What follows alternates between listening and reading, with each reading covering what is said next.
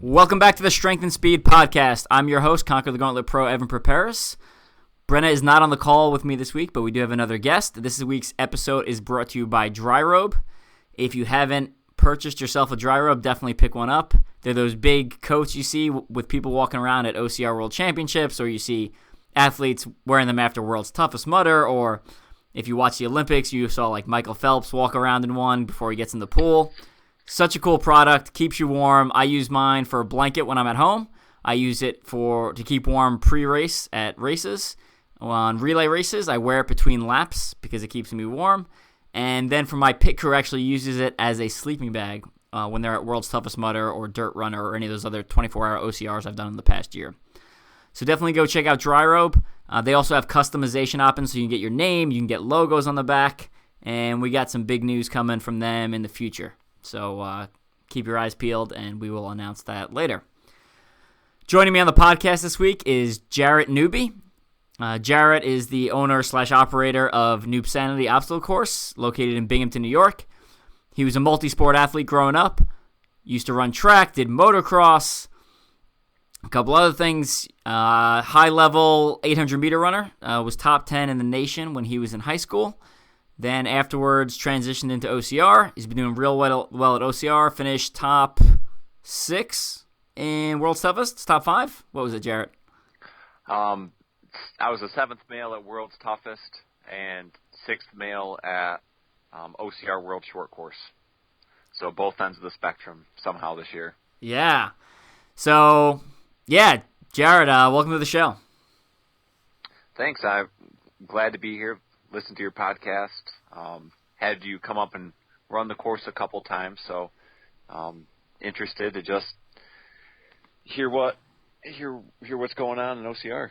Yeah, we're going to talk about the course Newbsanity a little bit later in the episode, but I'll just give you a sneak peek about it. You know, it's in Jarrett's essentially backyard, and when I initially heard that and was going to the location, I'm like, oh, well, yeah, I don't know how this is going to go, like a backyard OCR, but like, it's really good. Like, he has a full-size warped wall back there.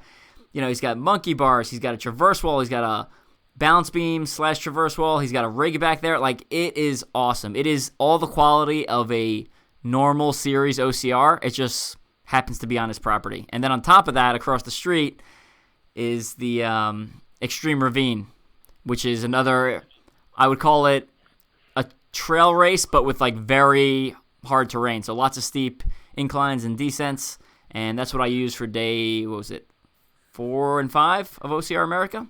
But we'll get to that later. So Jared, let's start off with, take us through some of your background, and we'll go from there. Sure. So I think Evan mentioned it, but I grew up racing motocross, playing soccer, running track. What was fun was motocross, soccer, running. What I was good at was running soccer, motocross, so actually had some offers to play college soccer, ended up going the track route just so I could get school paid for. Went down to East Carolina University where I was a 800-meter specialist. And if you would have told some of my cross-country teammates that I was going to go on to do 24-hour races, you probably could have made a lot of money making bets with them because that was absolutely not in the cards for me. I complained, I think, the whole cross-country season every year, and there's just something special about OCR and the OCR community that makes you want to do those types of events. And I got into obstacle course racing. I think I saw one of my friends post about the first Tough Mudder. It was all over his Facebook page. I was like, that looks super cool. It was like running plus motocross. I ended up calling up my dad, and we met somewhere in the middle. Well, I was in North Carolina. He was in New York for the first one they had at Raceway Park in New Jersey, and was hooked on OCR after that. Cool. Well, I know before the podcast started, we were talking a little bit about some of the parallels between motocross and track and OCR. And on this podcast, we always like to pull in lessons learned and kind of comparisons from other sports because I think most problems have been solved already. They're just in another sport, and we just haven't opened our eyes wide enough to realize it yet. So why don't you talk about some of the parallels you saw? Either you can start with motocross or track and kind of run from there. Sure, I'll start with track. So after college, I was on a post-collegiate running team. I was a part of the Indiana Invaders, and it was sort of Indiana Invaders 2.0. So they were a team that had high-level athletes. I mean, they had U.S. track and field national champions. They had people go to the Olympics. I mean, there were some great athletes. And I look around OCR, and I see that today with some of the pro teams that get put together where there's great athletes. But at the end of the day, a pro team needs to be something that's economically viable, whether it's for a series or for a training venue, a brand, whatever it is. And the problem that they kept running into is they would pick athletes from, all over the country, and they would try to stick their name on them. But, how many running shoes were they really selling? How much stuff were they really selling for track and field? And when it comes to OCR, I think a pro team can push people towards certain races, but right now the sport's still in its infancy, and I think a lot of the businesses are throwing money out there and seeing what sticks. And track and field went through that, triathlon went through that, where you have these different corporate sponsors pushing money into the sport, and then at a certain point there's a reckoning, and they say, I'm not sure about this, and they start pulling out. And the ones that are successful historically, at least in track and field, were ones that were tied to something. So you see there's a group down in North Carolina, it's called Zap Fitness. So it's also connected to a running store. They do running camps. It's a really great organization. They turn out some top runners. You have the Hanson group, which I think is tied to a group of running stores in Michigan, and they turn out top marathon runners. So you ended up seeing these different track and field teams that ended up being successful, and a lot of them were tied to the different running stores. Yeah, you're still going to get a few people sponsored by Nike or Adidas or some of those big brands, and that's probably the Ryan Atkins and Hobie Calls of the world. But really, those are the first place people. All of a sudden, your mid-level elites or pros, they need to find a spot, and that's where these other teams come in. When I was with the Invaders, I had a guy he took 11th at the track and field national championships. He was a full-time police officer. I mean, that's just the economics of the sport, and I feel it's the same way in OCR right now, where if you're not winning these big events, you probably have a real job. No, that's absolutely correct. I mean, I think there's probably less than 10 people total without a full-time job. And even those who don't have a full-time job typically have another source of income, right? So like even Ryan has obstacle.training or something like that, right? His website that he partnered with Albin and Matt Murphy, and they offer training plans. So they're still getting some sort of residual income, even though Ryan absolutely killed it this year and walked away with some absurd amount of money. Yeah, I'd say he's doing pretty well there. Yeah. And I mean, that's a smart move, I think. You don't want to, if you have a bad year racing or you get injured and you don't have like at least a trickle of income on the side, I think it's going to be a real stressful year. So, well, absolutely. I mean, you look at the, NFL or NBA or Major League Baseball, and you see these guys who make millions of dollars and end up going broke. So, we see Ryan making, quote, a lot of money, but it's not something he's going to retire off of. So to be building that future plan and to cash in a little bit now while he's on top, that's just smart. Yeah. Have you seen that ESPN documentary where they show the percentage of like basketball and football players that go declare bankruptcy? Oh, it's enormous. It's like it's something like 50%. I can't remember if it was just over 50 or just under 50, but it's like 50% of these athletes who make multi-million dollars within 4 years of leaving their sport, they declare bankruptcy. And the average lifespan, or not lifespan, the average career length of these guys was like 3 to 4 years. So they make $2 million for a couple of years, and then it's like, they're overspending, or they don't realize that they have to pay taxes on the money, or they don't realize they have to pay taxes on their house and all this other stuff, and yeah. Yeah, so there's the financial literacy part, and then there's, I think, another part that speaks more to human nature, and that's, if you're talking about a 3 or 4 year career, we're used to seeing the players that, play for 12 years and there's a retirement ceremony, Peyton Manning has a press conference, you're like, oh, that's how his career ended. That's not how most people's career ends. Most of their career ends with not making the team.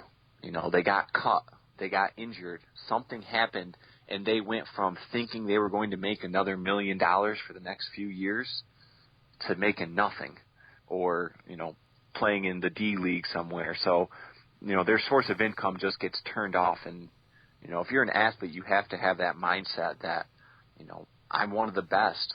I'm going to go out there. It's never the, oh, well, maybe next year I won't make the team. I better plan ahead. You should do that. But, that's a tough mindset to have when you've literally been the best at every step along the way. High school, if you play in the NFL, I guarantee you're the best guy on your team. College, you're still probably the best guy on your team. You get to the NFL, and now all of a sudden you play a couple of years and they don't want you anymore. That would be different. That would be tough. Yeah, you can even just think about it. How many people can name, I don't follow NFL at all, really. So, but how many people can name like an entire roster of the NFL? Yeah. I think most people only know, the quarterback, the wide receivers, the running backs, and maybe a couple of, linemen, defensive backs, stuff like that. But, can you go any backup? Name any backup that's not the backup quarterback. Yeah, exactly. There's a whole roster of them. I don't know them. Cool. So with what you've seen at track, if you had to you look into your crystal ball and predict the future, what would you say a successful model is for developing, athletes or the teams in OCR? I think the model that we're going to see is going to be local based as far as getting more people out there, and we can talk about that more when we get to, Newbsanity and other groups where you have a permanent obstacle course venue, so you have a place where people can train. I think it's a little bit different than, just getting a group of people that already do OCR together, because that's keeping people in the sport. It's not always bringing new people in. And I think we have a lot of players in the OCR market right now at the national and regional level. And I think that will probably the competition, they'll start to weed each other out over the next 3 to 5 years until there's maybe one national series. I can't picture them going head to head forever and it working, especially as small players come in and force the bigger companies to do it at a smaller and smaller margin. You look at triathlon, and yeah, there's other races, but it's Ironman. For the most part, it's Ironman. Right. You look at running, they can get away with it because it's, you have one race here, New York City Marathon, you have Chicago Marathon, you have different races across the country, and each is their own, almost like a permanent obstacle course venue, but there's no national running series. The local competition, everybody can do it better. It just doesn't make economic sense to travel around and do that stuff.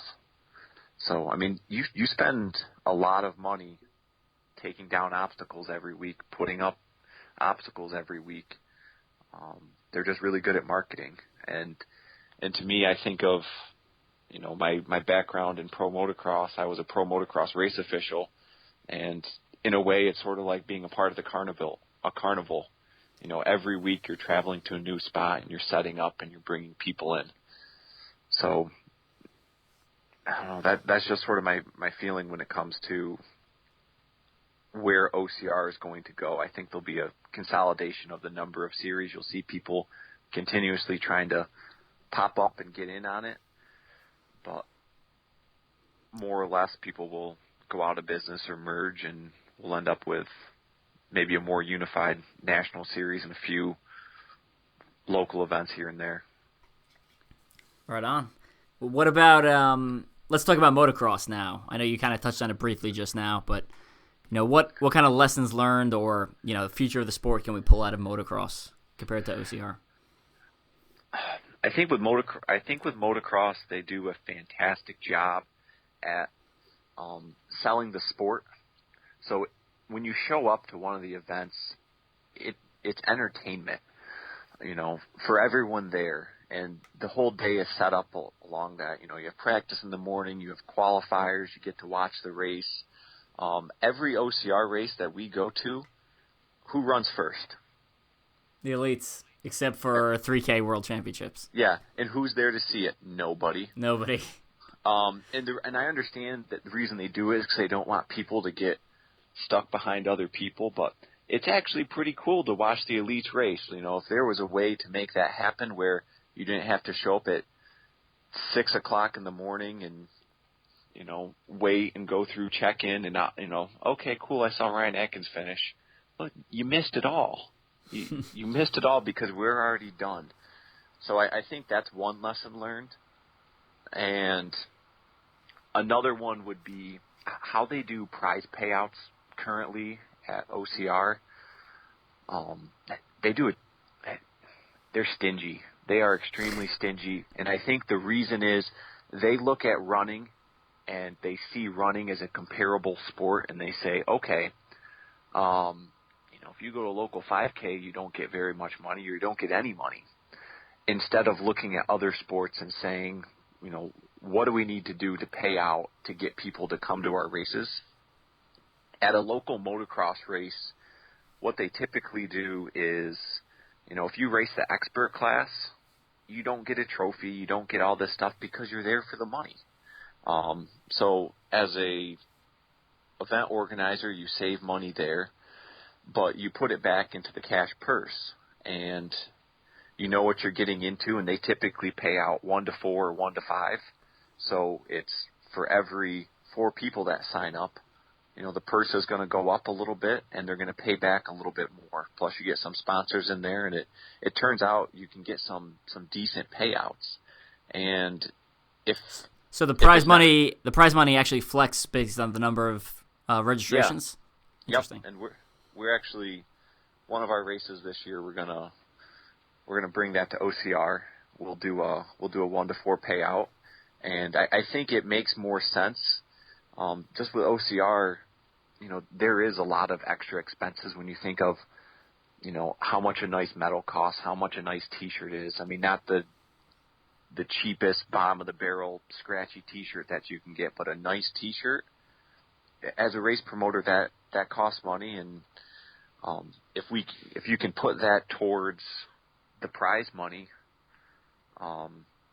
it grows as more people sign up, and you let people know that more people are signing up, and all of a sudden it's kind of like seeing the Powerball number go up.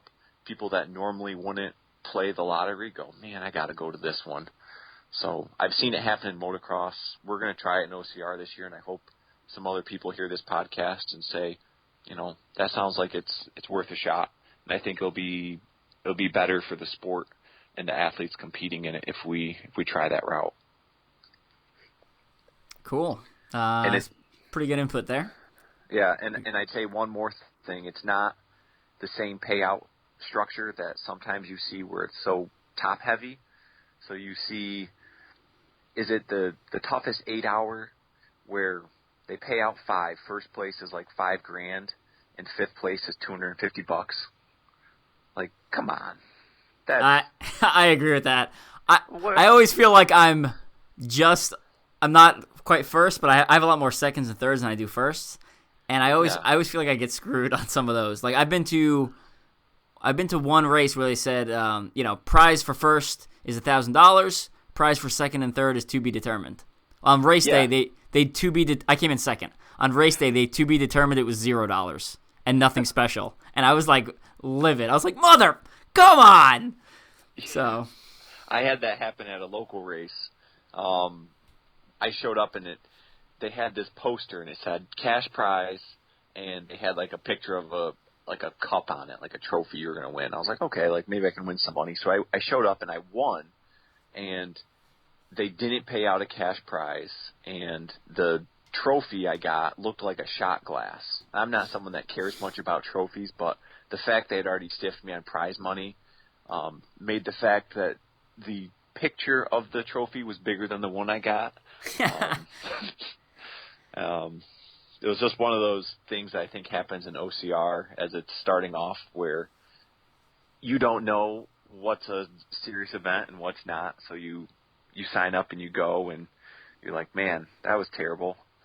And I think that makes it tough for some of us independent obstacle courses sometimes, where somebody puts on a really terrible local one, someone goes to it, has a bad time because it sucks, and then they say, I'm not going to do that again. I'll pay an extra little bit to go to Spartan Race or Tough Mudder because I know what I'm going to get there.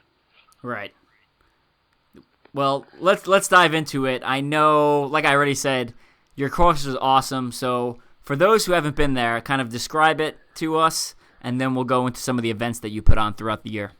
Sure. So I live in upstate New York. I am a country bumpkin, so my wife and I have a house next to my dad's house, and between our property and his property, we have roughly 200 acres, and we started off just building a few obstacles to train for World's Toughest Mudder. I've done World's Toughest Mudder 4 times. My dad's done it 5 times now, and when it started off, it was just, run up a hill. We'd pick up a rock and do curls. We had a ladder in a tree. I mean, just some stuff that you might actually picture when you picture backyard OCR. But luckily, I've had some experience in sports management. My dad has owned a construction company for 30 years. So as we went to races and we saw an obstacle that was really cool, or we struggled with something, we'd always come back and brainstorm and say, like, how do we build that, but make it Newbsanity, make it our own, make it maybe a little different or challenging. So over time, we have a course that's a little over a 5K now. We have a ton of obstacles packed in there, everything from a 15-foot quarter pipe. I think the reason we built it 15 feet was at the time Ninja Warrior was 14 feet, so we made it 1 foot taller just because we're those people. We have a 32-foot-long grip rig that we set up lanes that are ridiculously hard for our expert people. For all of our obstacles, there's like a, quote, Newbsanity lane. That's going to be the hardest. We'll have a medium lane, and then we'll have an easy lane. And we really want to challenge people on some of this stuff. I think you saw the lane that we set up when you came up there. I mean, it looks like something out of Ninja Warrior. And I think if you challenge people, they're going to come back to your course. And also, when you train on something like that and you go to another event, all of a sudden it's easy. We had 7 people at OCR Worlds this year. Everyone kept their band in every race. They got to their rigs. They zipped through that. That was a rest for them. So just over time, we've built a course that, even though it's, quote, in my backyard, I think the obstacles go toe-to-toe with any of the national brands. Yeah, absolutely. I can attest to that. And one of the things, you mentioned it, but the multiple difficulty lanes, one of the things I thought was the coolest about your rig was, the Newbsanity lane was super hard. There was a lot of nunchucks and all sorts of other grips. The kind of the medium lane, I think had a lot of rings. And then the easy lane, you could still do it. It was like what you guys had set up when I was there was basically like a balance beam type thing. It was like a floating balance beam. So, like, while technically it was easy, like, it actually took longer to get across. Absolutely, and that's what we do for all of them is if it's easier, it's self-penalizing in the sense of it's going to take you longer to do it. And actually now our easy lane is a combination of that and I'd say a tribute to the Indian mud run floating walls. So if anybody had trouble with that, that's our retry lane.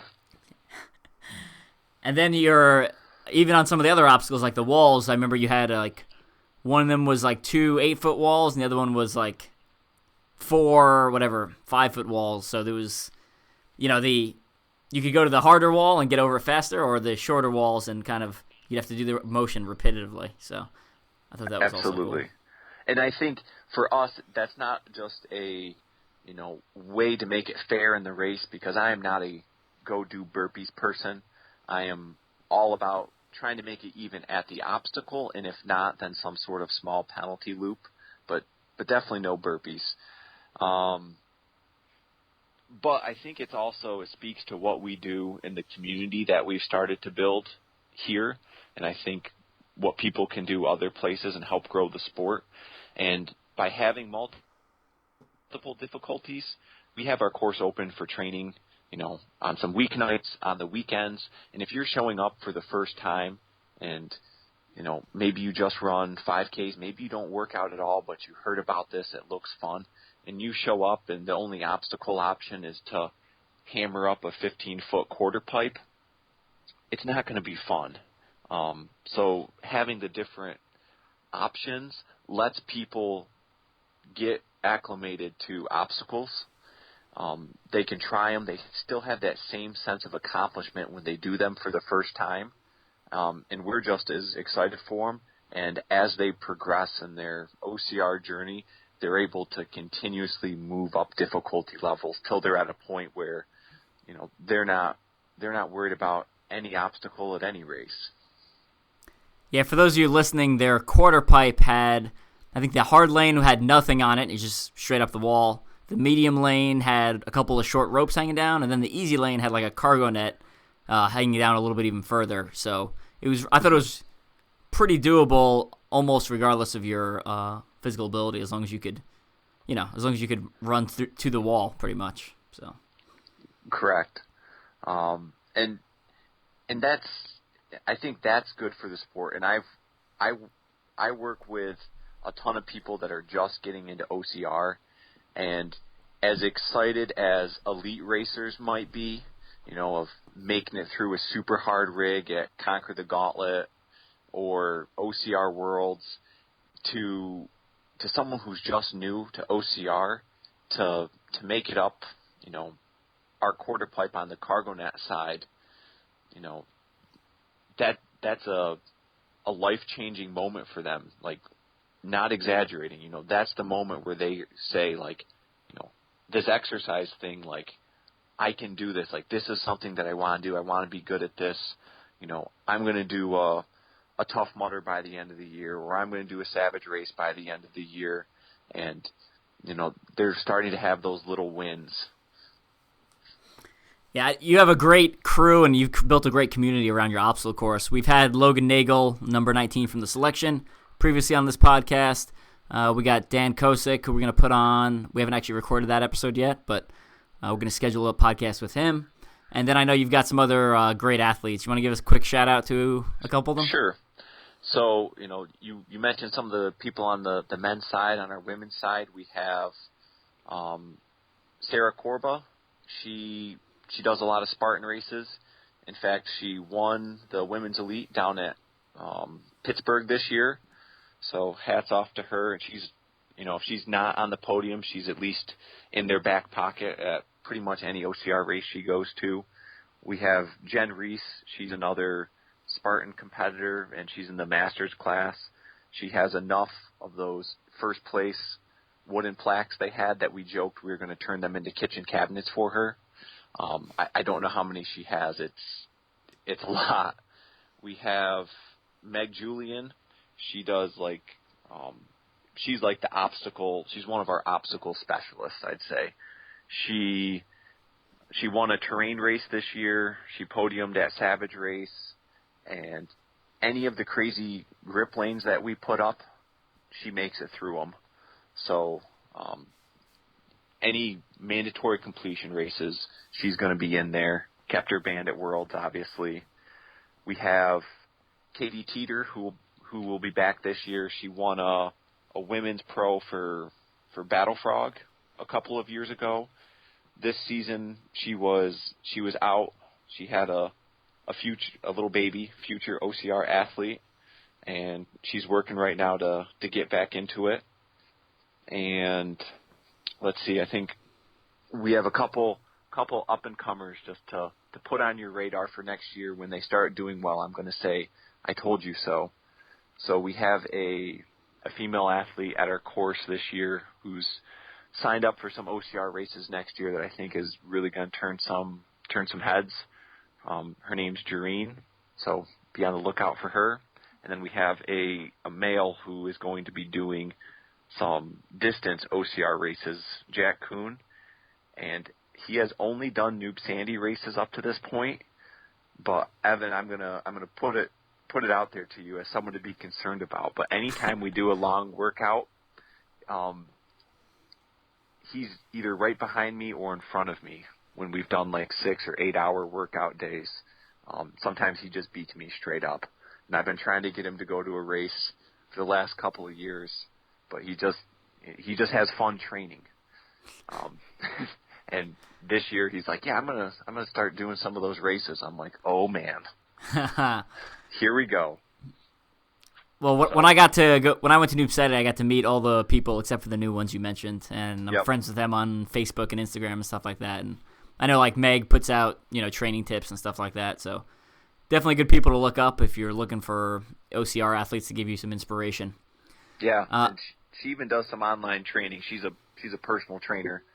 So I mean, I know there's a lot of people out there that offer that stuff, but if you're looking, she understands what it takes. And I think sometimes, how a woman goes after that and needs to train, it's helpful when you have another woman that can relate to you where, for me, I'm a guy, I've never had to deal with some of the things that she goes through when she's on a course and she's at a grip rig and she's like, I can make the whole rig, but I'm not tall enough to get to the first one. So like just the little tricks that she has to, get up there and be tall enough to get going across things.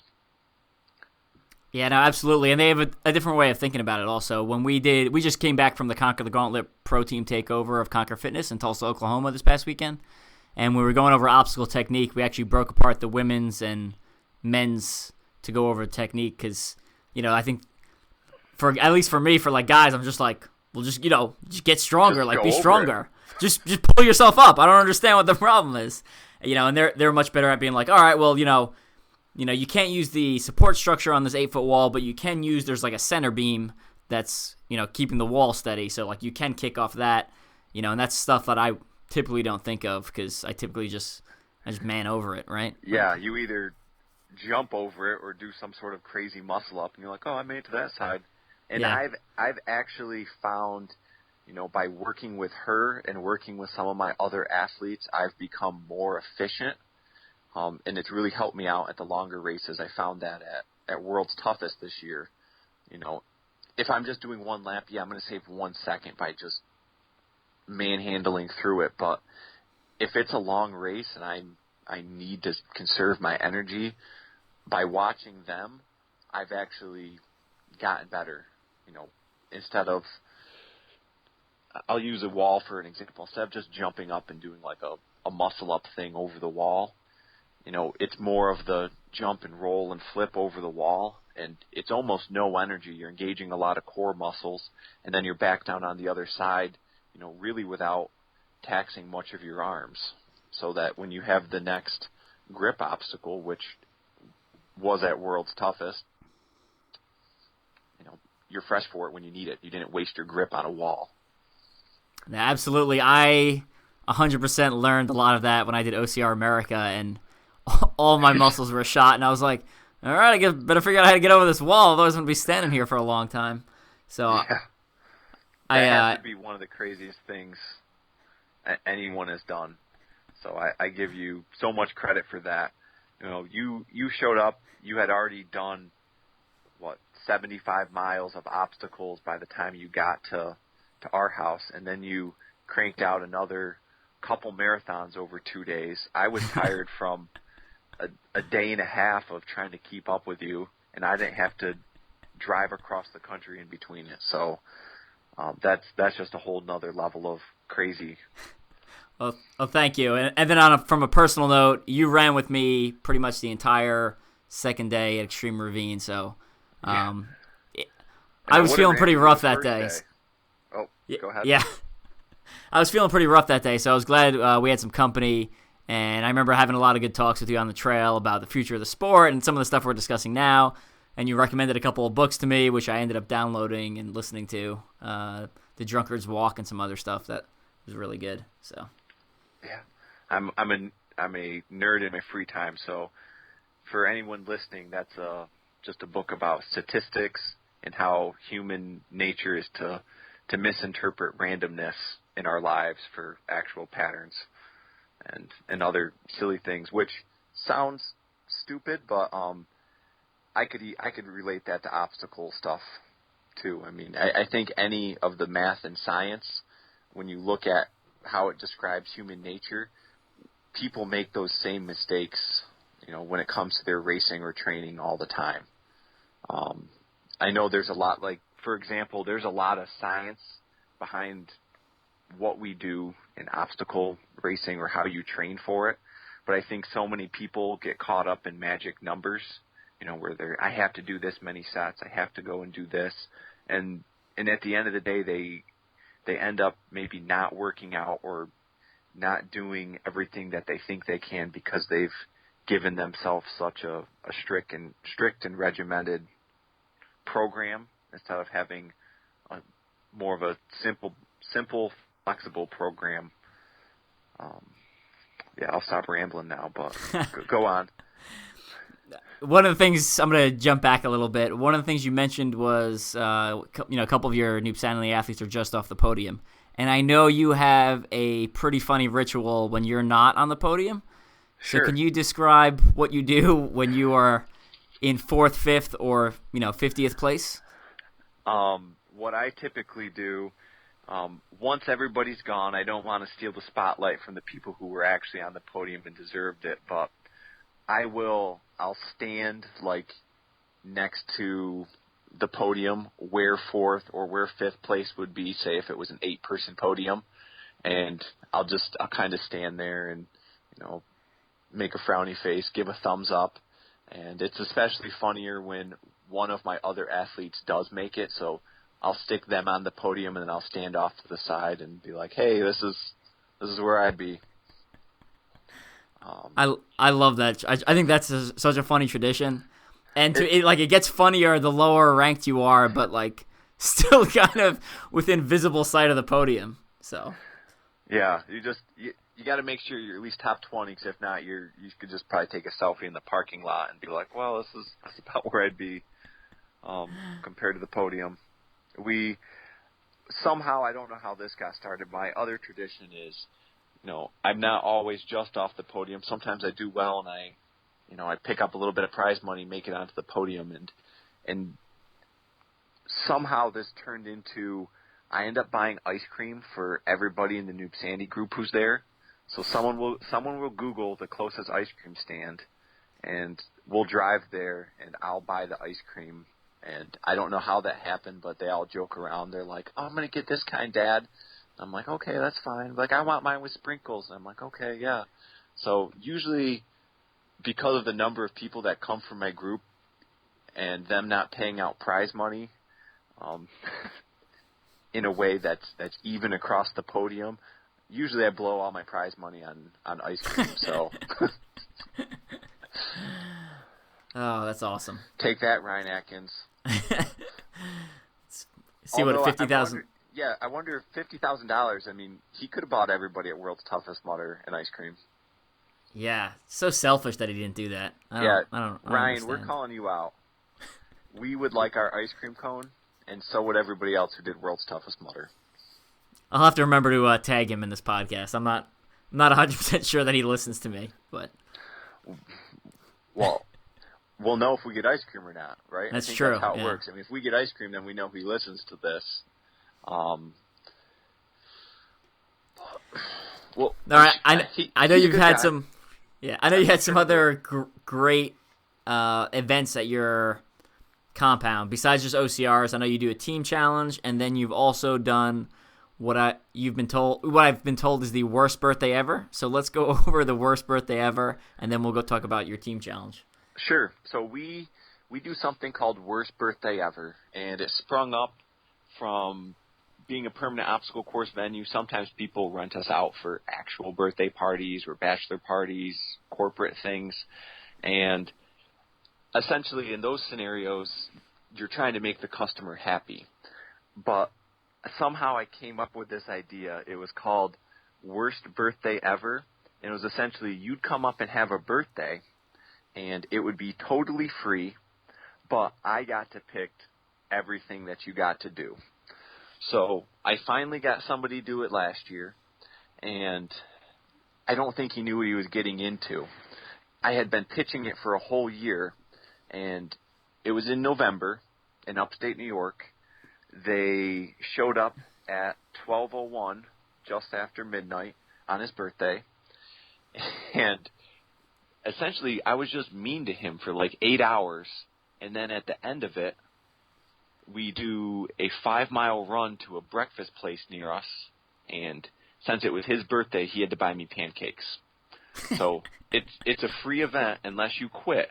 If you quit, you owe me $50 for wasting my time. And some of the perks of being in it are you get to be in it. I don't know if that's a perk or not. For OCR people, it might be. I'll go into some of the things we did during it. And then you get a free T-shirt. But if you quit, you don't get to keep your T-shirt. I mean, this is a finisher shirt only, and to ensure that, we actually have a ceremonial shirt burning if you end up quitting. So to quit, you have to be a part of burning your own shirt. And this actually happened last year. So one of our friends has the ashes of a shirt in a Ziploc bag. So essentially last time we did Worst Birthday Ever, it starts out, we give a few rules just to make it fun. Things like if you say happy birthday, the birthday boy has to stop and do one burpee. Now one burpee's not a lot, but I can tell you when you're carrying a rec bag around the course and you just picked it up and then one of your friends decides to be a jerk and say, "Oh, happy birthday." You got to set it down, do one burpee. As soon as you pick it back up, one of your other friends tells you, "Happy birthday." And that would usually continue on for a while. Over the course of 8 hours, we probably covered, 20 or 25 miles. We ran our obstacle course a bunch of times. We had a few different games that we played during it. Most of them involved the birthday person falling into the water at some point. We ran the extreme ravine. The birthday guy, he forgot his gloves for this whole event. So we made him build this big giant snowman with no gloves. And then once he built it, we decided we didn't want it there. He actually had to carry it up the hill. So he had to pick up the giant snowballs and take them up the hill. But that ended up being Worst Birthday Ever. And to end it, we told them they were doing, it was a pancake breakfast. So the 5-mile run turned out to actually be a 5-mile heavy carry with something that we call a Newbsanity snake. It's a big log, but it's cut up with a rope through it.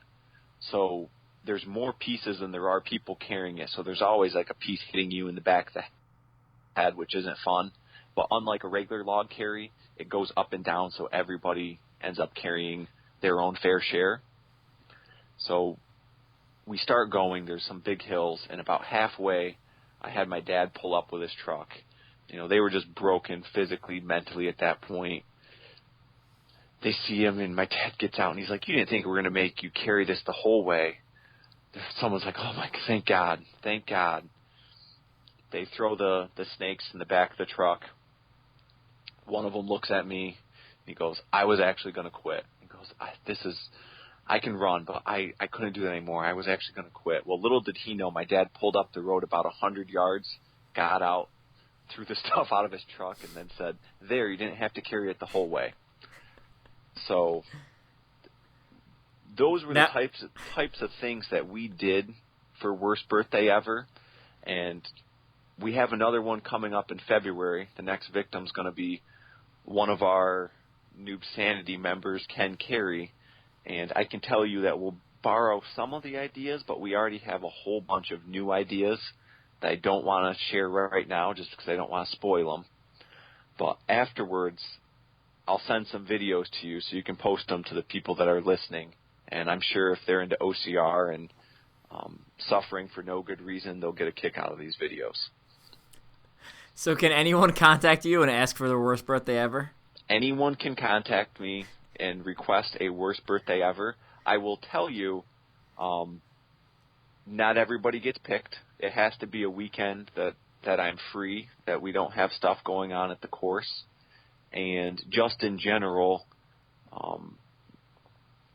we only do so many a year, usually one or two. So it's sort of luck of the draw if you get picked. But if that sounds like it would be fun, feel free to contact me. What you get is it's you, and you get to pick 6 friends that do it with you. Again, it's totally free. Anybody that quits, it's $50 per person that quits. And in addition to that, if you want to bring other people, we're fine with that, but the other people aren't following you around. Essentially, they're having a fun time and partying. So we'll usually set up like a bonfire, and they're hanging out. They bring their own food. Maybe they bring your favorite drink. So as we keep parading you around and you come back every hour or two, they're like sirens luring you to the rocks. They're trying to get you to quit. Like, hey, man, you could just stop right now. It only costs $50 to stop. It only costs $50. I love that. And all you got to do is you just got to quit. And then you can hang out with us. You can have food. You can, we'll go get pancakes in the morning. You don't even have to buy them pancakes if you quit. So it's kind of fun to be the friends who maybe would say, I would never sign up for 8 hours of birthday torture, but would want to sign up for trying to get their friend to quit. So it's kind of something for everybody. That's nice. Yeah. Before we go, you also do a team event, so and then find Newbsanity and you online. Okay. So our team event, we do a 4-person team, and for this particular team event, it's a mixture of our obstacle course, obviously. We have some of the course we'll call our wilderness section. In the wilderness section, the trail isn't marked traditionally. There's just ribbons here and there, and you got to find your own way. We don't care how you get there, but there's some token stops along the way, so we make sure you hit the right checkpoints. And then there's mental challenges. So we come up with things that you need to work together with your team to complete. It's not always the fastest and strongest, but it's who can think through a problem, come up with a solution, and then execute. Obviously, most of them still have they have a physical component to them, but it evens out the race. And we get a bunch of teams up here for that. It's a blast. I think this year the winning team was about 3 hours. So even though they covered maybe 8 to 10 miles, we really pack it full of obstacles and challenges. And for anybody that's looking for that, they can check out our website. It's www.newbsanity.com, and that's Newb Sanity. My last name's Newby, so if you knew me or know my family, the term Newbsanity makes a lot more sense. And you can also check us out on Facebook or Instagram. There's a ton of pictures from our course and our group that you can go and check out. And I think one thing I would just want to share, since I have the forum on this podcast, would just be I see a lot of groups online where people are looking for other OCR people to train with in their area. And I understand if you're not within a 50-mile radius of Binghamton, New York, I'll probably never see you for a training session. But hopefully I'll see you out at the races somewhere. And, again, hopefully you can learn from some of the things that we're doing. I think if you are passionate about OCR and you start training, other people will follow you. And the keys to that are to pick a consistent time and location and just put it out there to your local OCR community, whether it's at a park or someone has some property that you can use, and just say, we're going to start working out every Sunday morning from this time to this time, and we're training for obstacle course races. I've seen a group recently start up in Buffalo, New York. It's the One Buffalo OCR group, and they went from I never heard of them at the beginning of this summer to they have an awesome crew up there now. And it's essentially by following the, hey, we're just going to show up and start doing this, and people are going to start coming because OCR is awesome. So if that's you and you're looking for people to train with, don't wait to find somebody. Just start training, and people are going to find you. I think that's great advice. We had Lucas Fonensteel on the podcast earlier, a couple episodes ago, and he basically did the same thing with Kansas City OCR. So they train pretty much every Saturday at 7 o'clock at Wyco Park, and then every Thursday at 7 p.m. at Apex Climbing Gym, right? So consistent times, they're always there, and even when the group leader is not there, there's typically some other athletes there. And then on top of that, they what was I going to say? Yeah, they've been consistent about it, and it started off with like just Steve and just Lucas showing up, and then it turns into, we've had training sessions where people from Nebraska came down, and we've had like 30 people sometimes. Usually it's around 10 though, but you'll see different faces every week, which is kind of cool. So. And that's what we experienced. The first time I did a Wednesday workout, that's the day of the week where we get our biggest turnout, is actually a Wednesday night because we've been doing it the longest. It started off, it was me, like 4 other people. They had maybe heard about it through Facebook. The next week we had a few more, and it's been 3 years now. And this past season we consistently got 40 to 70 people for Wednesday night to come up and work out of all ability levels. And I think what I'm most proud of is most of these people weren't people that were already doing OCR. They were people that wanted to go out and do something fun and couldn't find what they wanted to do locally. They didn't want to just run. They didn't want to just lift. They wanted something where they got a community aspect, and I think that's where OCR comes in. It's working out and it's suffering, but in that weird way, you're all in it together. And that's what our sport can be. Yeah, you've really built a great community around Newbsanity. You hashtag Seeing Red. You'll see all their posts with all of their red jerseys and stuff like that. And when I did OCR America, I had this vision in my mind of what it would look like on the day of the actual event. And the Newbsanity ones it was what I pictured. There was a large group of athletes there. I'd have like 2 or 3 run with me at a time, sometimes 5. But then there was other people there training and just kind of doing their own thing and having a good time. And it was just I don't know, that was it's really what I pictured, and it was cool to actually see it into fruition. And, thank you so much on a personal note, again, for not only pacing me, but opening up your course and your home to me for those 2 days. It was a great experience, and I do want to make it back up there at some point. You know how OCR is with the number of races and trying to schedule stuff. So we'll see when I make it up there again. Maybe when we do our money race this year, where we do a better payout, it's going to be an ultra race. So I'll let you know, and if you can make it, maybe you can ruin somebody's weekend by placing just in front of them. Will do. And then on a side note, you were so when they announced 3K championships in 2016, and everyone's making their picks on who's going to do real well. I was like, I'm picking Jarrett. He's a dark horse, and I know 2016 didn't go so well. You got stuck at the Samurai Platinum rig, But I was glad that I was justified this year because you crushed it. So I was so happy to see you up near the, in the top 10 in the 3K for the pros. Yeah. Well, I was psyched about that. I was bummed that it happened to me in 16. I just, made a mistake on the Samurai obstacle. And for as much as I didn't want it to happen to me, I was excited that it did and that it took out a lot of racers in the same way that the rigs and the rain got some people this year. It's the World Championships. If people in the pro heat aren't failing, the obstacles aren't hard enough. It's an obstacle course race. So, again, you never want it to be you, but, for the sport, I was kind of happy that happened.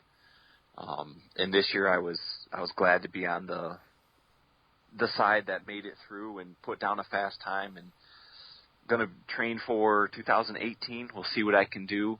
I don't know how they're going to do OCR Worlds, but if you're listening, I know this year they seeded the first heat based on how people finished the previous year, and hopefully they'll do the same thing this year, and I'll have a chance to be in the fast heat. I feel like I've earned it, and when you're actually racing head-to-head against these people, it's a lot easier to pace yourself and stick with them instead of being in the middle of the pack, and they say go when you caught the next group within the first, K of the race, and you're like, am I going good? Am I going slow? You just don't know. So will we see you at NAOCRC and OCR World Championships in the UK this year? We're hoping. Definitely OCR North America, and I'm kind of waiting on the World Championships to find out how they're going to seed people. Obviously, I want to make sure I earn it, make sure I'm in the right shape to go after it. But I think after a sixth place this year, from basically a middle of the pack start, being I think I was the 8th wave in or something. I think I've earned a spot in one of the first couple waves where I can go head-to-head against the people that ended up on the podium and see what I can do. But that's a long trip to be a middle start wave. Yeah, I'll next time I talk to Adrian, I'll drop that bug in his ear to let him know that was a good idea, and that's the way they should do it. And I completely agree. Well, I know even for something like Tough Mudder, I know the way they kind of let people pick pit spaces was based off toughest, and I thought that was I thought that was good that you could qualify through the 8-hour, but I also thought it was stupid that you couldn't qualify, from last year's placement. So absolutely, and I think on that note, I don't mind if it's something different, but just make it something that everybody has a chance to qualify for. It shouldn't be based off of, who are the big names that people already know about, because if it is, it's just a self-fulfilling prophecy. Of course, those people are going to do good. You have a better chance of doing good from the first heat when you're racing the best people. If you're at World's Toughest and you have a best pit spot, it does help some. Granted, that's a 24-hour race. You have a lot of time to make up.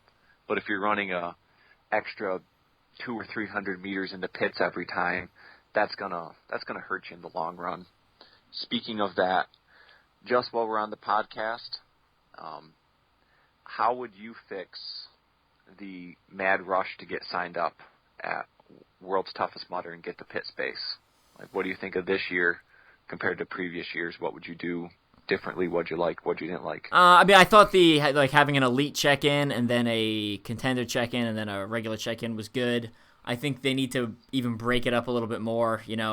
Whether that be expanding, who's elite or expanding who's contender and open, and then on top of that maybe add in some separating criteria within that. I think what they really should do is do what True Grit Enduro 2.4 does and what Battle Frog 24 Extreme did, which was, and the same thing that they did in 2014, which is the pit actually is part of the course. So part of the 5 miles is the pit area you have to run through. So that way not everyone, but there's 200 people with a first row spot, and there's 200 people with a second row spot, 200 people with a third row spot, and that really reduces it, because then you're like, all right, well, if I'm at the front of the pit, then as soon as I cross the finish line, I can go to my tent, and if I'm at the back end of the kind of windy path, then still same things. I'm right there on the start line there. So I think those are two fixes. Yeah, I totally agree with that. I liked it better when it snaked through. I think the other thing, just with them being a large enough company, what I would love to see, instead of having a mad dash for your pit space on race day, I mean, if you're planning that event out, the pit is going to be square spaces, and take a little bit of extra time on the front end to plan it out. You don't have to have the whole course finalized, but you can hopefully plan out where the pit area is going to be, and you can grid out where the pit spots are going to be. And I don't know if they could put it together, but I don't think it would be that hard programming wise to have almost like an online check-in. Like you pick a seat in an airline.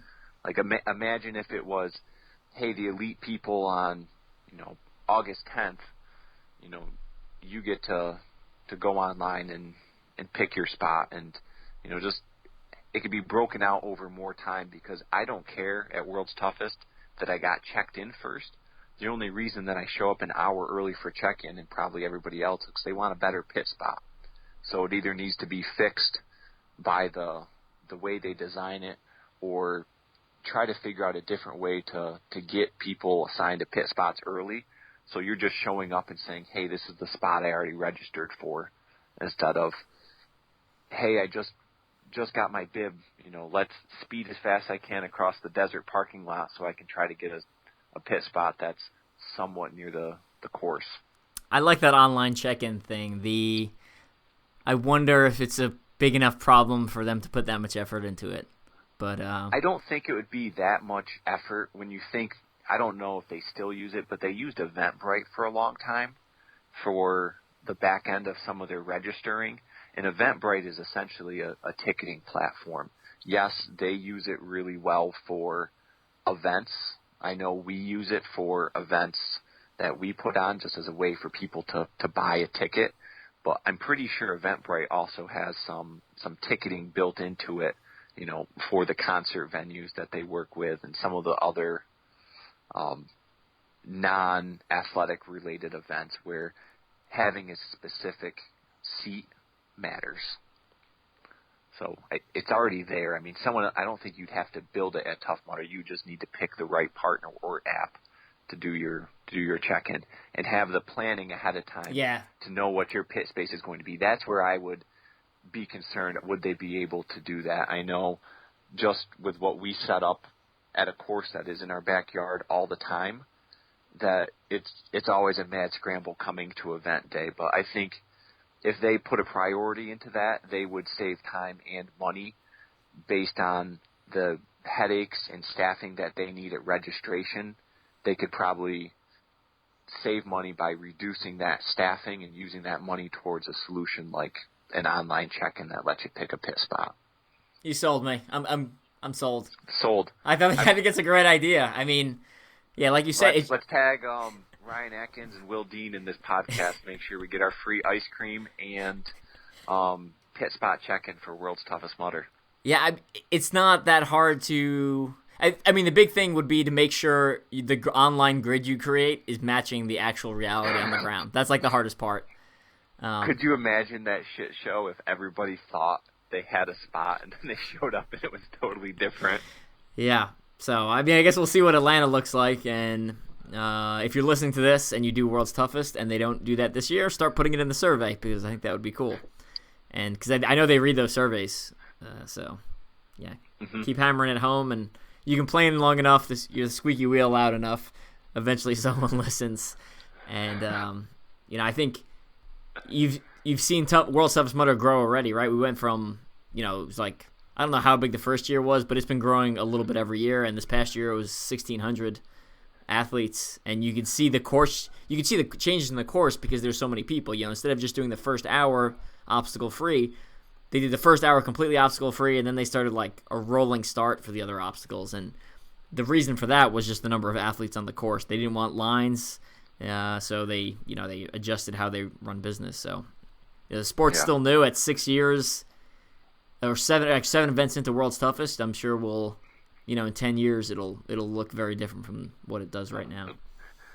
And for anyone who thinks it was a little, they show up and they're like, oh, it's disorganized. It was phenomenal. Anyone who goes to big events or has ever been a part of putting something together, they do a phenomenal job. There's always little spots you can improve. And that's just straight up, that's just not comparing it to the past. But if you compare it to the past, when you said, hey, where is it started from? Like anyone that was at the first one, because I was, we didn't know what we were doing, and they didn't know what they were doing. And I probably have more stories from the first World's Toughest Mudder because of that. Everybody freezing. They were checking to make sure we weren't dead in our tents because we couldn't have a pit crew, but it was so cold they were worried about us. Just silly stuff, Basically every obstacle was a water obstacle, even though in the rules they said if you made the obstacles, you would stay relatively dry. So, the fun stuff. Yeah, no. Hopefully we won't see that in Atlanta. We had one year in Jersey where that first year where the water obstacles were starting to freeze over any of the small little bodies of water because no one was out on the course because we all DQ'd from or DNF'd from being hypothermic, so no one was out there to break and stir up the water, and it was cold enough where you got that little thin layer on top. So anyone unlucky enough to go through would jump in and get hit in the face with ice chunks. Nice. Yeah. Good stuff. I second that. They really do a phenomenal job. Like I think sometimes it's really easy to fall into your own mindset and be like, oh, why is this taking so long, or why is this not the way it is? Yeah. And it's like they've got 1,600 people coming through here, all trying to check in basically simultaneously, and not only that, they're demanding that they have the right size in their T-shirt, and they're trying to buy merchandise and trying to set up their pit space. And, it's like there's like 1,000 things going on. There's people trying to exchange registrations and change categories and blah blah blah. I can't even imagine the headache they have to deal with on race day. So definitely a lot of props to them. Absolutely. They do a great job. And actually going back to World's Toughest, I've been busy trying to build what I do at Newbsanity just from our events and our training. But it was one of the first Tough Mudders I was able to make it back in a couple of years. And I can honestly say I do miss the community that they have there. It was fun. I mean, to be running the course and to be next to some of the top elite guys and see them turn back to help the next person, myself to be someone who could turn around and help the next group of people no matter who it was. I mean, that's what Tough Mudder and World's Toughest is about. So definitely I'd miss that. I'll definitely be at more Tough Mudders this year. I want to try to make it out to the Midwest, try one of your Conquer the Gauntlet races. Yeah, come on out. I know I said I appreciated OCR Worlds making sure that at least some of the pro people fail, and I wish they did more of that. So I've heard that's what happens at Conquer the Gauntlet. And oh yeah, they absolutely. have some really cool, unique, tough, challenging obstacles, and who knows, maybe you'll see a few Newbsanity people out at one of them this year. Yeah, that would be great. If we had a Kansas City one, I'd invite you to stay at my house, but there's no Kansas City one on the schedule this year. What's the closest one? Oh, I don't even know. It's basically a line. Tulsa. Yes. There's basically a line running down the center of the country with races. Oh, the easiest one for you to get to will probably be Dallas because it's a flight hub if you want to fly. Okay. Well, I was thinking I know some people, Texas. I know Texas. Yeah. So Dallas. People down there, and then for as much as I was ripping on Tulsa, Oklahoma before the podcast, don't hate me, Conquer the Gauntlet. I had to go there in college for college track meets because we were in Conference USA and we run against Tulsa, and we were convinced there was nothing to do there, and we figured the reason that school mascot was the Golden Hurricane was because there was always a 20-mile-an-hour wind coming into your face on the front stretch when you were trying to finish. So you can tell how much I love Tulsa, but maybe if I did Conquer the Gauntlet there, it would change my mind. Yeah, I haven't had since I've been on the pro team, I haven't, lost my belt. We have belts instead of bands at a CTG race, but I have messed up where I get stuck at an obstacle for, and basically knocked me out of podium position. So it definitely happens, even to a lot of the athletes on the team. If you're having an off day, or the course is a little bit wetter than usual, or I haven't recovered from one of my stupid ultra things. Sometimes the day goes poorly for me. But Jarrett shows up and trips Evan. I mean, yeah. It could be anything. It could be anything. Well, that sounds awesome. Hopefully I can make it out to one of those this year. Cool. Well, we're going to get going. Before we finally take off, any final shout-outs you want to give? Just final shout-outs to the Newbsanity crew up here. I'm super proud of our group, not just the athletes that are competing for podiums, but all of our athletes that compete. I think we have a really amazing culture up here. And for anybody who is ever in the Northeast, feel free to check us out. With it being in my backyard, I am passionate about OCR, and if you take the time to message me and say you want to check it out, I'll make time to make sure we can get you on the course. And for anyone that is doing the Mud Run Guide voting, make sure you vote for Newbsanity for Best Small Race Series. And there's also some other guy, what's his name, Evan? Is that his name, that writes articles? That you should probably vote for him too. That's true. I'm not sure when I'm putting this out, so voting may be closed by the time this comes out. Oh, well, in that case, I would like to thank everybody for our landslide victory. And if we didn't have a landslide victory, I would like to protest to Mud Run Guide for their faulty servers. I'm sure we had a landslide victory and you weren't counting them from Binghamton, New York, or something like that. All of our overseas fans probably didn't count. Yeah, that's definitely it. That's definitely it. So yeah, if we don't win, you can just add a little disclaimer in the notes here about all the made-up reasons why we didn't win, and that will be applicable to both Newbsanity and to you. That sounds good to me. That sounds good. Fair. Well, Jarrett, again, thanks for coming on the podcast. It was great talking to you, and we will hopefully see you at some point this year. Sounds good. Happy racing.